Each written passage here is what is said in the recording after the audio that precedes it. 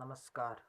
मैं अशोक बिश्नोई डॉक्टर राजेंद्र मुनि BEd college का छात्र हूँ। मैं पेडागोजी सब्जेक्ट जनरल साइंस के एक टॉपिक पर आज बात करूँगा। वो है संजीव व निर्जीव में अंतर। तो मैं सर्वप्रथम शुरू करता हूँ। अंतर। संजीव गतिशील होते हैं। संजीव जिनमें गतिशीलता पाई जाती है, जो एक स्थान से चलकर दूसरे स्थान पर जा सकते हैं, जैसे मनुष्य, पशु, पक्षी। इस प्रकार के कई उदाहरण हैं। तो संजीवों में ये अनेक प्रकार के लक्षण, श्वसन दर, श्वसन क्रियाएं, अनेक प्रकार की क्रियाएं होती है, जबकि निर्जीवों में इस प्रकार के कोई लक्षण नहीं पाए जाते। और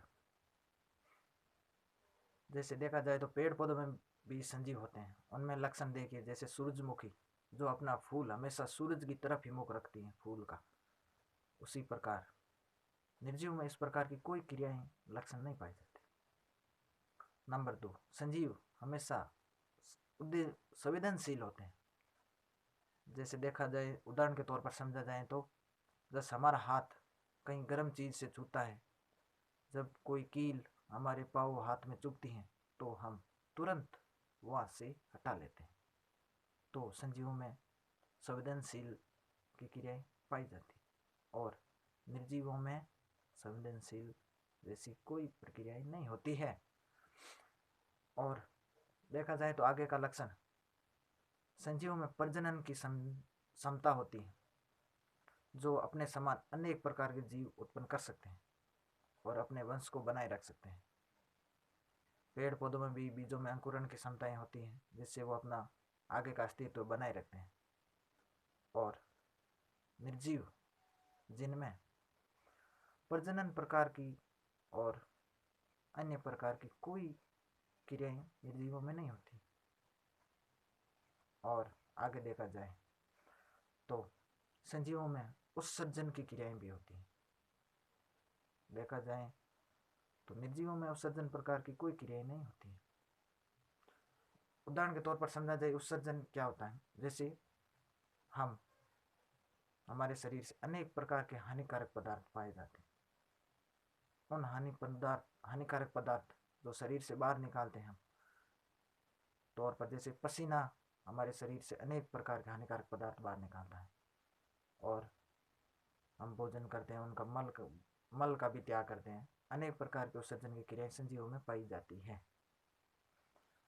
इस प्रकार की निर्जीवों में कोई उत्सर्जन प्रकार, किसी प्रकार का कोई उत्सर्जन नहीं होता है। आगे संजीवों में देखा जाए तो आगे अब देखा जाए तो संजीवों में जिनका जीवन काल निश्चित होता है, जबकि निर्जीवों में उनका जीवन काल कोई निश्चित नहीं होता।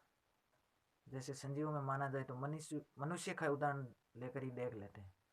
मनुष्य बाल्यावस्था, बाल्यावस्था से किशोरावस्था, किशोरावस्था से युवावस्था, फिर प्रौढ़ावस्था, ऐसे अपने अवस्थाओं से चेंज बदलते बदलते जीवन का अंत हो जाता है। उसी प्रकार संजीवों में जीवन काल निश्चित होता है। पेड़ पौधों का, चाहे पशु पक्षी, सभी का अपना जीवन काल निश्चित होता है।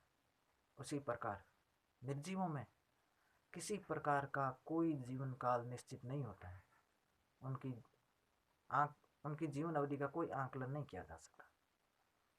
और आगे संजीवों में श्वसन जैसी अनेक प्रकार की क्रियाएं होती हैं।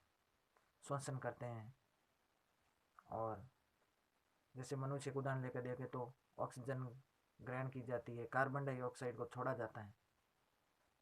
उसी प्रकार निर्जीवों में इस प्रकार की कोई, किसी प्रकार की कोई क्रिया नहीं होती।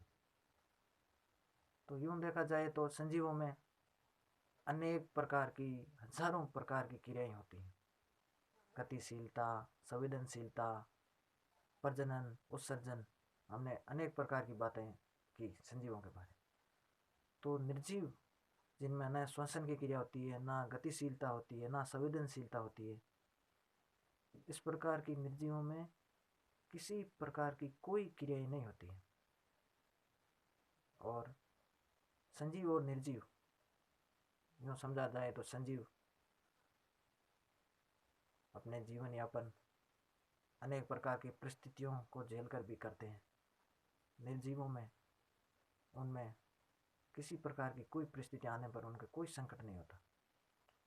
संजीवों में पर्यावरण के अनुरूप ढालना पड़ता है उनको, अनेक प्रकार की बाधाएं, पर्यावरण के अनेक प्रकार की बाधाओं का सामना करना पड़ता है उन्हें। इसी प्रकार देखा जाए तो निर्जीवों में किसी प्रकार की कोई पर्यावरणीय घटनाओं उन पर प्रभाव पड़ता है, लेकिन कम पड़ता है।